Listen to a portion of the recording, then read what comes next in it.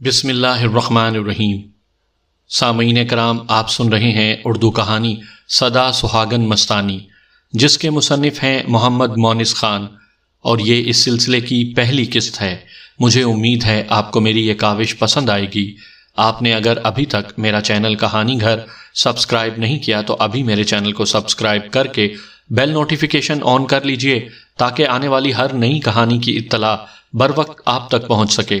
آپ کی اطلاع کے لیے عرض کرتا چلوں کہ اس کہانی کی تمام اقساط بالترتیب سننے کے لیے ڈسکرپشن میں مکمل پلے لسٹ کا لنک موجود ہے۔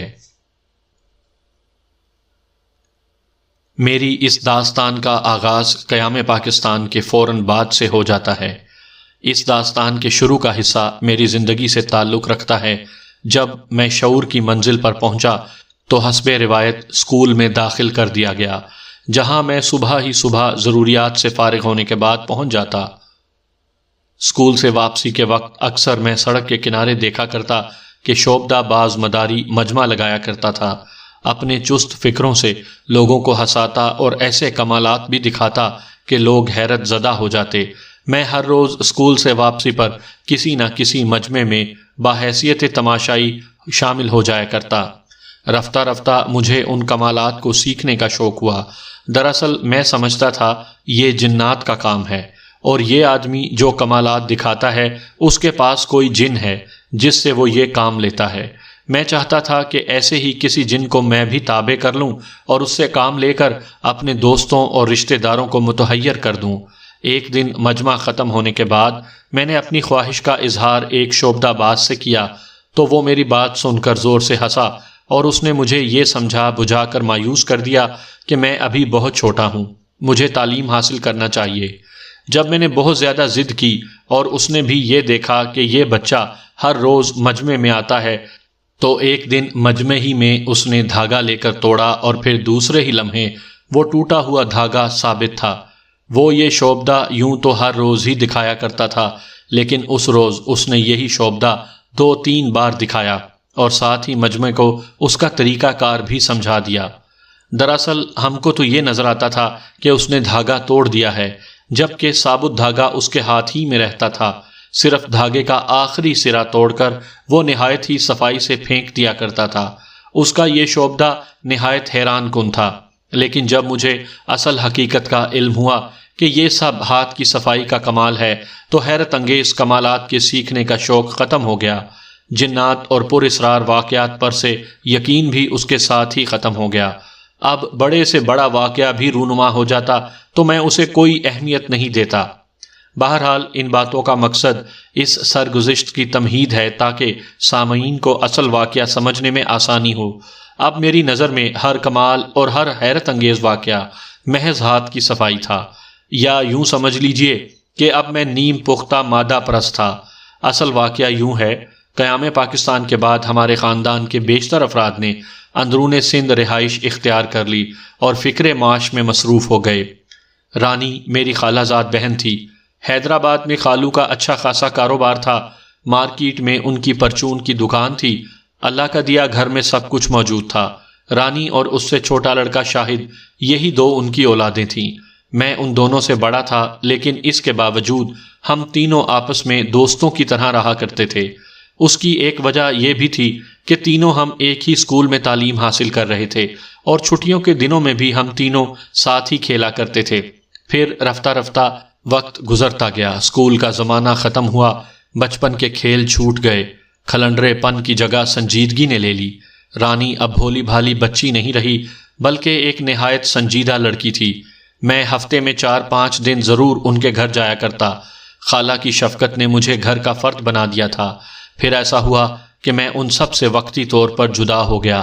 ملازمت کے سلسلے میں مجھے میر پور خاص جانا پڑا، اور تقریباً 3 سال بعد میں واپس حیدرآباد لوٹا۔ واپس آنے کے بعد 2-3 دنوں تک دفتر کے کاموں میں ایسا الجھا رہا کہ کسی کو بھی اپنی آمد کی اطلاع نہ دے سکا۔ دفتر کے کام سے کچھ فرصت ملی تو میں نے سب سے پہلے خالہ کے گھر کا رخ کیا۔ جب میں ان کے گھر پہنچا تو ہر شخص نے میرا گرم جوشی سے استقبال کیا۔ خالہ اور خالو نے ہزاروں دعائیں دیں۔ وہ سب ہی میرے واپس حیدرآباد آ جانے پر خوش تھے، لیکن رانی وہ کچھ بجھی بجھی سی تھی۔ میں نے ایک بار موقع پا کر بھرپور نظروں سے اسے دیکھا۔ اب اس کے چہرے پر پہلی جیسی شگفتگی نہ تھی۔ ایسا معلوم ہوتا تھا جیسے وہ ایک لمبے عرصے سے بیمار ہو، اور جب میں نے خالہ جان سے اس بارے میں پوچھا تو انہوں نے وہ بات کہی جس پر مجھے ایک طویل عرصے تک اعتبار نہیں آیا۔ خالہ جان نے نہایت ہی خوف اور پریشانی سے بتایا، بیٹا، تمہارے حیدرآباد سے جانے کے بعد ہم نے رانی کی شادی کے بارے میں سوچا۔ رانی کے لیے رشتے تو بہت آئے، لیکن تمہارے خالو کی سمجھ میں کوئی بھی نہیں آیا۔ ان رشتوں میں کونے والے بنگلے کے زمیندار کے لڑکے کا رشتہ بھی شامل تھا۔ خالہ کے گھر کے سامنے سڑک کی دوسری جانب ایک زمیندار کا بڑا سا بنگلہ نما مکان تھا۔ اس کی سینکڑوں ایکڑ زمین اطراف میں پھیلی ہوئی تھی۔ دراصل یہ لوگ دہلی سے تعلق رکھتے تھے اور تقسیم ہند سے 6-7 برس قبل ہی یہاں آ کر آباد ہو گئے تھے۔ ان کے ایک ہی لڑکا تھا۔ چونکہ باپ کا روپیہ اور زمین کافی تھی، لہٰذا انہوں نے بیٹے کو تعلیم دلانا فضول سمجھا۔ بیٹا دن بھر دوستوں کے ساتھ تفریح کرتا رہتا یا پھر کبھی کبھی شام کو جیپ لے کر شہر میں گھومنے نکل جاتا۔ یوں تو اس میں تمام عادتیں اچھی تھیں۔ محلے میں گردن جھکا کر چلتا، بزرگوں کی عزت کرتا، ہر کسی کے دکھ درد میں شریک ہوتا، لیکن اس میں ایک عادت بہت ہی بری تھی، اور وہ تھی نشے کی عادت۔ گو کہ اسے محلے کے کسی آدمی نے کبھی نشہ کرتے یا نشے کی حالت میں گھومتے نہیں دیکھا۔ اس کے باوجود اس کے قریبی دوستوں کا کہنا تھا کہ اطاق میں سورج غروب ہوتے ہی نشے کا دورہ شروع ہو جاتا ہے۔ ایک دن شام کو اس کی ماں خالہ کے پاس آئی۔ اس نے جو رانی کو دیکھا تو دل و جان سے اسے اپنی بہو بنانے کی خواہش مند ہو گئی۔ اس نے دل کی بات خالہ سے کہی۔ خالہ نے سن کر ناک بھویں چڑھائیں اور اس سے صاف صاف کہہ دیا کہ وہ اپنی بیٹی انہیں نہیں دیں گی۔ ان کے خیال میں رانی زمیندار کے گھر میں گزارا نہیں کر سکتی تھی۔ زمیندار کی بیوی نے انہیں راضی کرنے کی لاکھ کوشش کی، لیکن خالہ اس کی کوئی بھی بات ماننے کو تیار نہیں ہوئی۔ پھر یہ بات خالو تک پہنچی۔ زمیندار نے خود خالو سے آ کر بات کی۔ خالو کچھ راضی تو ہوئے، لیکن انہیں لڑکے کی نشے والی عادت کھٹک رہی تھی۔ لڑکے نے خالو کو قسم کھا کر یقین دلایا کہ وہ شادی کے بعد نہ صرف نشہ چھوڑ دے گا بلکہ کسی بھی نشہ آور چیز کے قریب نہیں جائے گا، لیکن خالو چاہتے تھے کہ وہ شادی سے پہلے ہی اس بری عادت کو ترک کر دے۔ اصغر اس بات کے لیے بھی تیار تھا، لیکن خالہ چاہتی تھیں کہ یہ رشتہ کسی نہ کسی طرح سے ٹل جائے۔ آخر وہی ہوا۔ جب کسی بھی طرح سے بات نہ بنی تو زمیندار کے گھر والے خاموش ہو کر بیٹھ گئے۔ خالو اور خالہ بھی دوسرے رشتوں کی چھان بین میں مصروف ہو گئے۔ 6-7 ماہ کے بعد جب سخت گرمیوں کا موسم تھا، ایک سپہر کو تمام گھر والے سو کر اٹھے تو رانی کی آنکھیں سرخ انگارہ ہو رہی تھیں۔ اس نے پلنگ پر بیٹھے بیٹھے چاروں جانب اجنبیوں کی مانند دیکھا۔ خالہ نے اس کی سرخ آنکھیں دیکھیں تو سمجھی گرمی کی وجہ سے ہو گئی ہیں۔ وہ بڑے ہی پیار سے بولی، جا بیٹا غسل خانے میں جا کر نہا لے۔ رانی نے خالہ کی بات کا جواب دینے کے بجائے پلنگ سے باہر کی جانب چھلانگ لگائی اور صحن میں جا کر کپڑے سکھانے والی رسیوں کو ہاتھوں سے پکڑ کر بندر کی طرح جھولا جھولنے لگی۔ رانی کی اس غیر متوقع حرکت کو دیکھ کر خالہ کچھ پریشان سی ہوئیں اور صحن میں آ کر اسے ڈانٹا، ارے لڑکی، یہ تو کیا کر رہی ہے؟ رانی نے گھور کر ماں کی طرف دیکھا اور دوسرے ہی لمحے اپنے دونوں پاؤں رسی میں پھنسا کر الٹا جھولنے لگی۔ یہ دیکھ کر خالہ کے تو ہوش جاتے رہے۔ وہ فوراً ہی کمرے میں آئیں اور خالو کو اٹھایا کہ باہر آ کر دیکھو بیٹی کیا حرکتیں کر رہی ہے۔ ساتھ ہی شاہد بھی اٹھ گیا۔ تینوں باہر صحن میں آئے تو دیکھا کہ رانی مزے کے ساتھ رسی سے الٹی لٹکی جھولا جھول رہی ہے۔ خالو نے اسے ڈانٹا، لیکن رانی نے جیسے سنا ہی نہیں۔ پھر وہ اور شاہد آگے بڑھے۔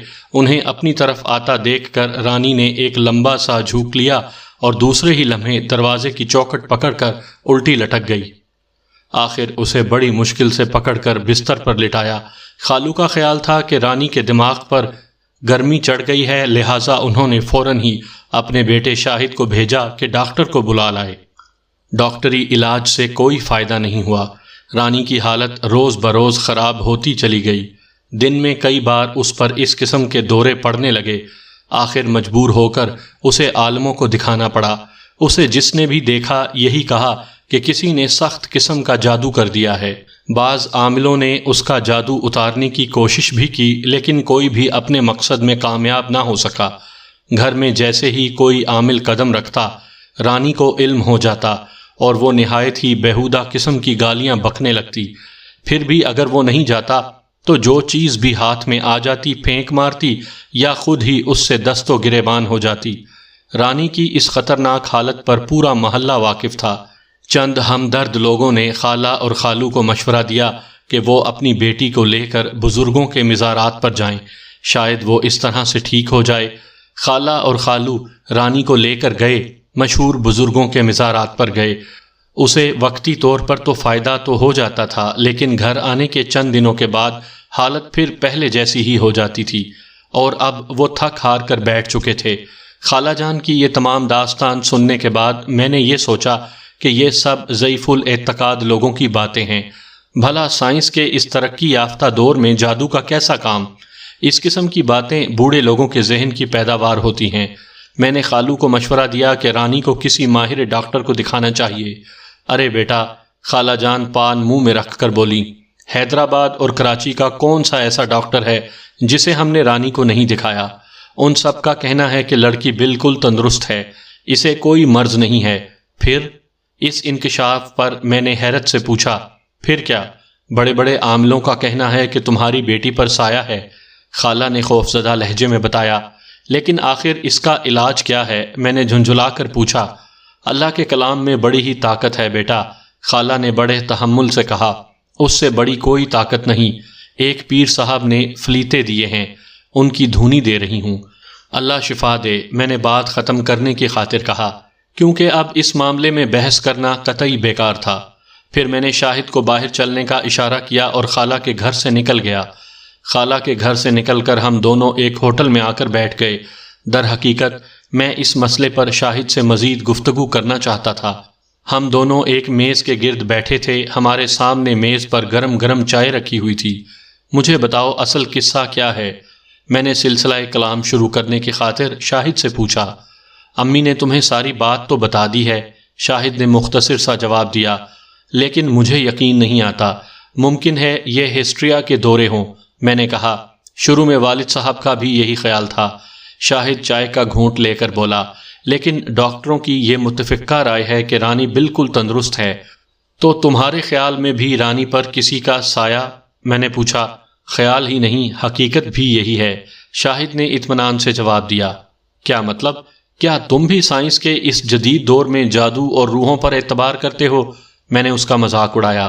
بھائی جان، شاہد نے مجھے سمجھایا، یقین کیجئے پہلے میں اور ابا جی بھی ان باتوں پر اعتبار نہیں کرتے تھے، لیکن جب سے رانی باجی پر اثر ہوا ہے ہم بھی روحوں کے وجود اور جادو کے قائل ہو گئے ہیں۔ لیکن میں پھر بھی نہیں مانتا، میں نے ڈھٹائی سے جواب دیا۔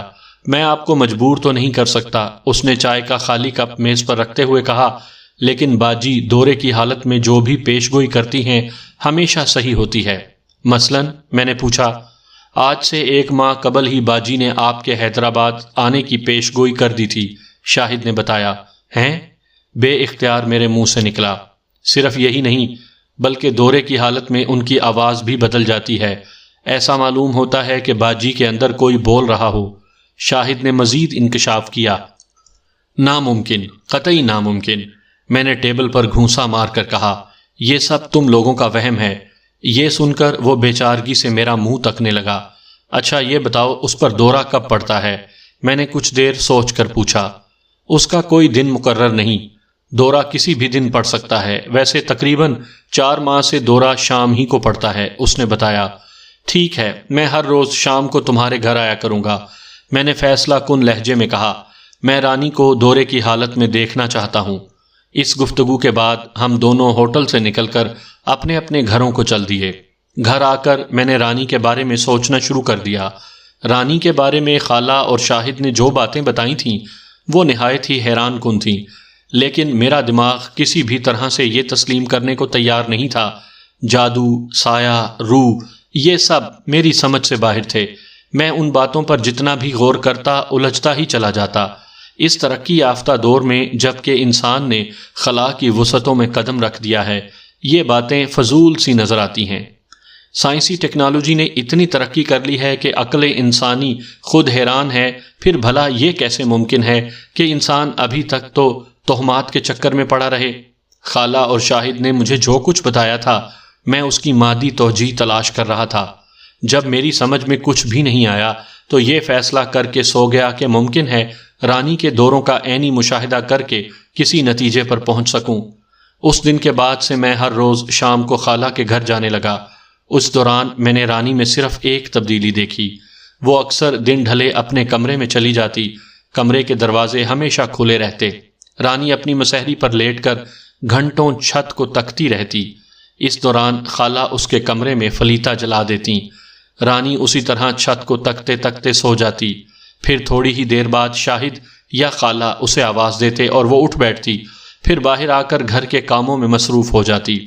خالہ کا خیال تھا کہ پیر صاحب کے فلیتوں کا یہ کمال ہے کہ روح ابھی تک رانی پر قابض نہ ہو سکی، ورنہ ہفتے میں ایک بار تو اسے دورہ پڑ ہی جانا چاہیے تھا۔ اس طرح 2 ہفتے سے زیادہ دن گزر گئے۔ پھر ایک دن جب کہ سورج نے مغرب کی سمت شفق کی لال چادر میں اپنا منہ چھپا لیا تھا، شاہد اور خالہ صحن میں بیٹھے چائے پی رہے تھے اور رانی حسب معمول اپنے کمرے میں مسہری پر لیٹی چھت کو تک رہی تھی۔ اسے ہمارے پاس سے گئے کافی دیر ہو چکی تھی۔ جوں جوں وقت گزرتا جا رہا تھا، خالہ کے چہرے پر فکر مندی کے آثار نمایاں ہوتے جا رہے تھے۔ وہ بظاہر ہم سے باتیں کر رہی تھیں، لیکن ان کی ساری توجہ رانی کی جانب تھی۔ اس دن میری طبیعت میں بھی کچھ ہی جان سا تھا۔ میں نے صرف آسیب زدہ لوگوں کے بارے میں سن رکھا تھا، خود کبھی دیکھنے کا اتفاق نہیں ہوا تھا۔ سچی بات یہ ہے کہ میں اس قسم کی حرکتوں کو محض دماغی فطور سمجھتا تھا۔ ابھی ہم لوگوں نے پوری طرح چائے بھی نہیں پی تھی کہ اچانک کمرے سے رانی کے کہکہوں کی آواز سنائی دی۔ خالہ جان گھبرا کر اس کے کمرے کی طرف دوڑی۔ میں اور شاہد بھی ان کے تعاقب میں کمرے کی طرف گئے۔ جب ہم کمرے میں پہنچے تو رانی مسہری پر 2 زانو بیٹھی کہکہے لگا رہی تھی۔ میں نے چند لمحے اسے دیکھا اور پھر بے اختیار رانی کہہ کر چیخ پڑا۔ اس نے اپنا نام سنتے ہی سر اٹھا کر میری جانب دیکھا۔ اف خدایا! اس کی آنکھیں دہکتے ہوئے انگاروں کی مانند سرخ تھیں۔ خوف سے میں کانپ اٹھا۔ اس نے اپنے سر کو ایک زوردار جھٹکا دیا جس سے اس کے تمام بال کھل گئے۔ میں رانی نہیں ہوں، رانی نے منمنائی ہوئی آواز میں جواب دیا، اور اس کے ساتھ ہی میں اپنی جگہ پر دم بخود رہ گیا، کیونکہ یہ آواز رانی کی نہیں تھی۔ پھر اس نے ہوں کی لمبی لمبی آواز کے ساتھ اپنے سر کو زور زور سے گھمانا شروع کر دیا۔ اب اس پر عجیب طرح کی جنونی کیفیت طاری تھی۔ وہ پوری قوت سے جھوم رہی تھی اور اس کے ساتھ ہی ہوں کی آواز بھی بلند ہوتی جا رہی تھی۔ اس کے سر کے بالوں سے ایک مسحور کن خوشبو نکل رہی تھی۔ جب آواز کافی بلند ہو گئی تو خالہ جان نے ایک فلیتا جلایا اور رانی کی ناک کے سامنے کر دیا۔ ہٹاؤ اسے، رانی نے گرجدار آواز میں کہا۔ میں اس طرح بھاگنے والا نہیں، اور پھر پہلے ہی کی طرح تیزی سے جھومنے لگی۔ فلیتا جلد ہی ختم ہو گیا۔ خالہ جان دوسرا فلیتا جلانے کی کوشش کرنے لگیں، لیکن اس دوران رانی نے دوبارہ کہکہے لگانے شروع کر دیے، اور چند منٹ بعد وہ پلنگ پر لیٹ کر لمبے لمبے سانس لینے لگی۔ ایسا معلوم ہوتا تھا جیسے وہ سو رہی ہو۔ رانی کی اس عجیب حالت نے مجھے اپنے خیالات بدلنے پر مجبور کر دیا۔ میں کبھی بھی آسیب کا قائل نہ ہوتا اگر رانی مردانہ آواز میں بات نہ کرتی۔ یہ آواز کس کی تھی، کہاں سے آئی، میں جتنا سوچتا الجھتا چلا جاتا۔ آخر میں نے فیصلہ کر لیا کہ رانی کے آسیب کی حقیقت معلوم کر کے دم لوں گا۔ اس کی خاطر میں نے نفسیاتی کتابوں کا مطالعہ شروع کر دیا اور رانی کو ہر طریقے سے آزمایا۔ وہ جب نارمل ہوتی تو اسے دورے کی کوئی بھی بات قطعی یاد نہیں رہتی، البتہ وہ اتنا ضرور بتاتی تھی کہ دورہ سے قبل اسے ایک ایسا جانور نظر آتا ہے جس کے ہاتھ پاؤں بندر کی طرح ہیں اور باقی تمام جسم انسانوں جیسا ہے۔ وہ شخص یا جانور جس کے ہاتھ پاؤں بندر نما ہیں نہایت حسین ہے۔ وہ جب بھی نمودار ہوتا ہے ایک عجیب طرح کا رقص کرتا ہوا نمودار ہوتا ہے۔ ایک تو اس کا حسن، اوپر سے اس کا دل فریب رقص رانی کو مدہوش کر دیتا ہے۔ وہ ہستی کچھ دیر تک رانی کے سامنے رقص کرتی رہتی ہے، اور جب رانی پورے انہماک سے رقص دیکھنے لگتی تو اسے تن بدن کا ہوش نہیں رہتا۔ رانی کے اس بیان کی روشنی میں چند عاملوں سے میں نے بات کی۔ انہوں نے بتایا کہ یہ ہندوؤں کے ہنومان جی ہیں جنہیں رانی پر مسلط کر دیا گیا ہے۔ اس کے علاوہ مجھے کوئی ایسی بات نہیں مل سکی جس کی وجہ سے رانی کے دوروں کی معقول توجیہ پیش کر سکتا۔ آخر مجبور ہو کر میں نے روحانیت کا سہارا لیا۔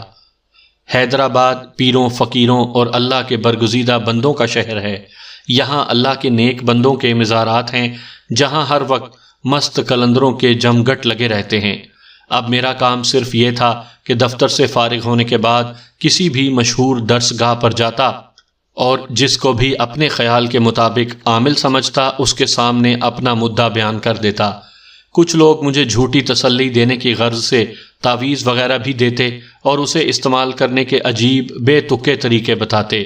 چند نیم پاگل قسم کے لوگ جنہیں مجذوب کہا جاتا تھا رانی کا آسیب اتارنے بھی آئے، لیکن رانی کی نادیدہ قوت نے ان کی وہ درگت بنائی کہ انہوں نے دوبارہ ادھر نہ آنے کی قسم کھا لی۔ اس طرح تقریباً 5 ماہ گزر گئے۔ اب تک کے حالات نے مجھے اس بات کا پختہ یقین دلایا کہ اس دنیا میں روحوں، آسیب اور جادو وغیرہ کا وجود ہے۔ میری کوشش یہ تھی کہ ماہر نفسیات، کوئی پیر، کوئی فقیر، کوئی بزرگ ایسا مل جائے جو نہ صرف رانی کو اس روح سے نجات دلا دے بلکہ مجھے بھی روح کی حقیقت سے آگاہ کر دے، لیکن میں ابھی تک اپنی اس کوشش میں کامیاب نہیں ہو سکا۔ پھر ایک شام جب کہ وادی مہران میں سردیوں کی آمد تھی اور میں اور شاہد تفریح کر کے واپس گھر لوٹ رہے تھے تو گاڑی کھاتا میں ایک پنواڑی کی دکان پر پان کھانے کی خاطر رک گئے۔ شاہد نے پنواڑی سے 2 پان بنانے کو کہا، اس کے ساتھ ہی کسی نے بڑے زور سے میری پیٹھ پر ہاتھ مارا اور ساتھ ہی ایک نسوانی آواز بھی سنائی دی، پان کھلا۔ میں نے پلٹ کر دیکھا، حیدرآباد کی مشہور خاتون جو مستانی کے نام سے مشہور تھی سامنے کھڑی مسکرا رہی تھی۔ اس کے جسم پر ایک لمبا سا پھٹا ہوا میلا کرتا تھا، سر کے بال شانوں پر بکھرے ہوئے تھے جن میں مٹی کی ہلکی سی تہ جمی ہوئی تھی۔ اس کو پان کھانے کا بہت ہی شوق تھا اور تمام پنواڑی اسے پان کھلانا اپنی خوش قسمتی سمجھتے تھے، کیونکہ ان کا عقیدہ تھا کہ مستانی جس دکان سے پان کھا لیتی ہے اس دکان کی سیل بڑھ جاتی ہے۔ مشہور تھا کہ مستانی اگر کسی تانگے میں لمحہ بھر کے لیے بیٹھ جائے تو دن بھر سب سے زیادہ سواریاں اسی تانگے میں بیٹھتی ہیں۔ لوگ اسے مستانی اس وجہ سے بھی کہتے تھے کہ بعض دفعہ اسے اپنا ہوش بھی بالکل نہیں رہتا تھا۔ وہ کبھی کبھی ایک انجانے سے کیف و سرور کے عالم میں سڑک پر رقص کرنے لگتی تھی اور اس رقص کے دوران جس کو بھی دعا دے دیتی وہ ضرور پوری ہوتی۔ عام حالت میں وہ سڑکوں پر ماری ماری پھرتی، لوگوں کو برا بھلا کہتی تھی، لیکن کوئی بھی اس کی بات کا برا نہیں مانتا تھا۔ مستانی کے بارے میں عام لوگوں کا یہ خیال تھا کہ وہ اللہ کے برگزیدہ بندوں میں سے ہے۔ اس کے بارے میں چند ایک کرامات بھی مشہور تھیں۔ انہی میں سے ایک کرامت یہ مشہور تھی کہ مستانی کو کبھی کسی نے بھیک مانگتے نہیں دیکھا، حالانکہ لوگوں نے اپنی مرادیں پوری ہونے کی خوشی میں ایک سے ایک اعلیٰ کھانے پکوا کر اس کے سامنے رکھے، لیکن مستانی نے ہمیشہ ان سے لاپرواہی برتی اور صرف پان کھانے پر ہی اکتفا کیا۔ کچھ لوگوں کے ذہن اس کے برخلاف تھے۔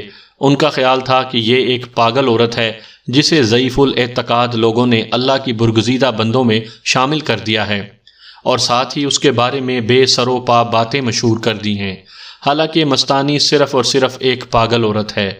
میں بھی اکثر مستانی کو مردوں سے باتیں کرتے اور پنواڑیوں سے پان کھاتے دیکھا کرتا تھا۔ کبھی ایسا اتفاق نہیں ہوا کہ میری اس سے بات ہوئی ہو، اور مجھے اس کی ضرورت بھی نہیں تھی۔ اس وقت اچانک ہی مستانی سے سامنا ہو گیا تھا۔ میرے وہم و گمان میں بھی یہ بات نہیں تھی، خدا جانے وہ اس وقت کہاں سے ٹپک پڑی تھی۔ اس نے حسب عادت نہایت بے تکلفی سے میری پیٹھ پر ہاتھ مار کر پان کھلانے کی فرمائش کی تھی۔ اس سے پہلے کہ میں کچھ کہتا، پنواڑی نے خود ہی ایک بڑے سے پان کا بیڑا بنا کر اس کی طرف بڑھایا۔ مستانی کے میلے چہرے پر مسکراہٹ دوڑ گئی۔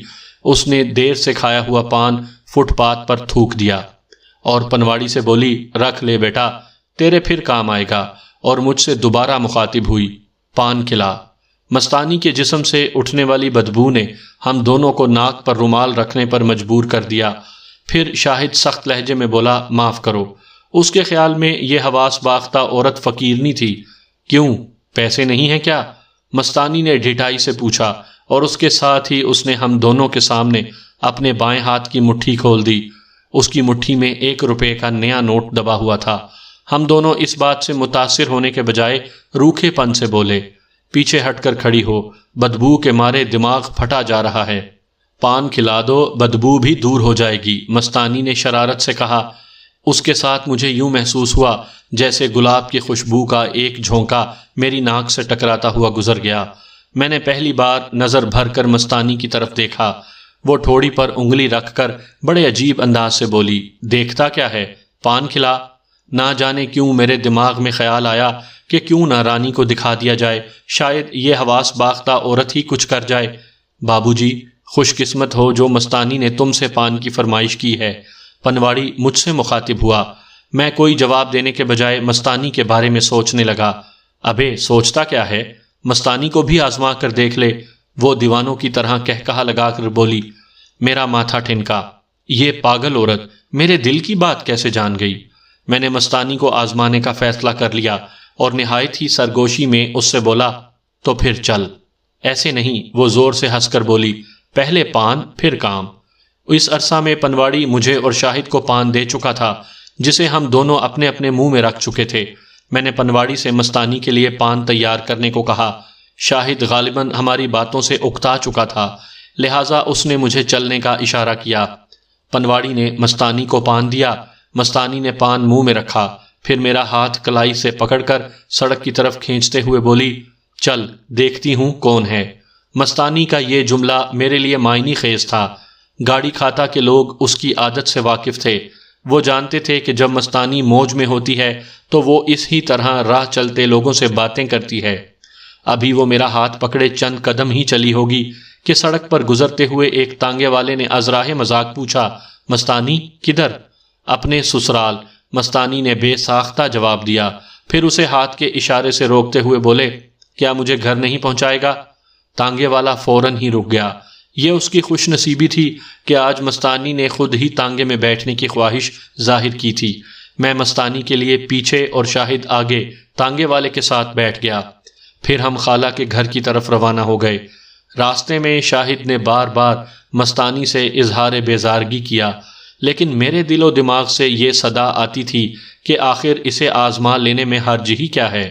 پھر بھی اسے مزید کریدنے کی خاطر میں نے کہا، مائی مستانی، اس کے سامنے تو کوئی ٹھہرتا ہی نہیں ہے، ابھی اسے کوئی مرد کا بچہ ملا ہی نہیں ہے۔ مستانی نے جواب دیا، سوچ لے، سمجھ لے۔ میں نے اسے متنبہ کیا، وہ اچھے اچھوں کو بھگا چکی ہے۔ ارے مستانی کو بھگانے والا ابھی پیدا ہی نہیں ہوا، اس نے دانت پیس کر کہا۔ پھر دوسرے ہی لمحے زور سے ہنس کر تانگے والے سے بولی، کیوں بھائی، میرے ساتھ بھاگے گا؟ رحم کر مائی۔ تانگے والا ہاتھ جوڑ کر بولا، تیرے ساتھ تو ہوائی جہاز بھی نہیں بھاگ سکتا۔ اور جب میں نے تانگے والے سے اس بارے میں وضاحت چاہی تو اس نے بتایا، مستانی پلک جھپکتے میں سینکڑوں میل کا فاصلہ طے کر لیتی ہے۔ بہت سے لوگوں نے مستانی کو ایک ہی وقت میں کئی شہروں میں بھی دیکھا ہے، یہ اس کی تیز رفتاری کی مثال ہے۔ تانگے والے کی یہ بات سن کر میں مسکرا دیا۔ میرے ذہن میں ایک بار پھر مادہ پرستی نے جھرجھری لی تھی۔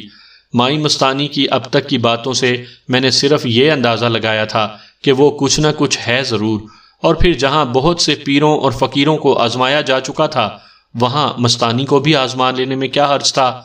جس وقت ہم لوگ گھر پہنچے تو سورج ڈوب چکا تھا اور رات کی سیاہی آہستہ آہستہ اپنا دامن پھیلا رہی تھی۔ خالہ جان صحن میں بیٹھی چھالیاں کتر رہی تھیں اور رانی حسب معمول اپنے کمرے میں پلنگ پر لیٹی تھی۔ مائی مستانی عین صحن کے بیچ میں آلتی پالتی مار کر بیٹھ گئی۔ خالہ جان نے ایک نظر مستانی پر ڈالی اور مجھ سے بولی، ارے بیٹا، اسے تم کہاں سے پکڑ لائے؟ یہ تو پاگل عورت ہے، دن بھر گلیوں میں بچوں کے ساتھ کھیلتی رہتی ہے۔ زندگی کھیل کا ہی نام ہے۔ مائی مستانی خالہ سے مخاطب ہوئی۔ اس کے ساتھ ہی رانی اپنے کمرے کے دروازے پر نمودار ہوئی۔ اسے معمول کے مطابق کسی انجانے ذریعے سے مستانی کی آمد کا پتہ چل گیا تھا۔ میرا خیال تھا کہ کچھ ہی دیر میں وہ مستانی کو گالیاں دینا شروع کر دے گی، اور اگر پھر بھی وہ نہ بھاگی تو دست و گریبان ہو جائے گی۔ رانی دروازے کے درمیان میں کھڑی مستانی کو گھور رہی تھی۔ لمحہ با لمحہ اس کی آنکھیں سرخ ہوتی جا رہی تھیں۔ مستانی نے بھی اپنی نگاہیں رانی کی نگاہوں میں گاڑ رکھی تھیں۔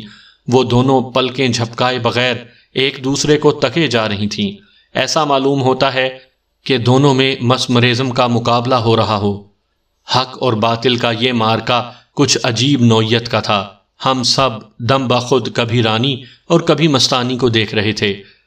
بائی مستانی کے چہرے پر جلال برس رہا تھا اور اس کے ساتھ ہی کبھی کبھی گلاب کی خوشبو کا جھونکا ہم سب کے دماغ کو معطر کر جاتا تھا۔ قریب قریب 5-7 منٹ تک وہ دونوں نظریں ملائے رہیں، پھر آہستہ آہستہ رانی کی نظریں جھکتی چلی گئیں جیسے اسے شکست ہو گئی ہو۔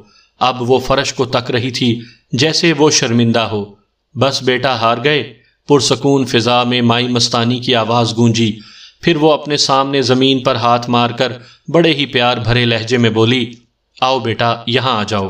رانی نے ایک نظر مستانی کی طرف دیکھا اور دوبارہ گردن جھکا لی۔ آ جاؤ بیٹا آ جاؤ۔ مائی مستانی نے دوبارہ اس ہی لہجے میں رانی کو مخاطب کیا، لیکن وہ اپنی جگہ سے ٹس سے مس تک نہ ہوئی۔ ایسے نہیں مانو گے؟ مائی مستانی نے مسکرا کر کہا۔